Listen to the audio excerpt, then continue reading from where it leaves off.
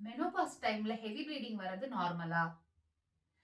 Menopause டைம்ல heavy bleeding வந்துச்சு அப்டின்னா, நீங்க உடனே போயிட்டு உங்க டாக்டர பார்க்கறது நல்லது. ஏன்னா, அது நார்மலா இருக்கிறச்சு ஹெவி ப்ளீடிங் வராது.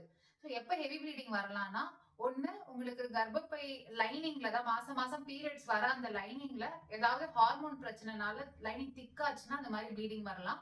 இல்லன்னா கர்ப்பப்பை வீக்கமாகுறதா அடினோமயோசிஸ் இருக்கலாம். இல்லாட்டி கர்ப்பப்பையில ஃபைப்ராய்ட் கட்டிகள் இந்த மாரி ஏதாவது ப்ராப்ளம்ஸ் இருந்துச்சு அப்டின்னா, இந்த மாரி ஹெவி ப்ளீடிங் வரதுக்கு வாய்ப்பு இருக்கு.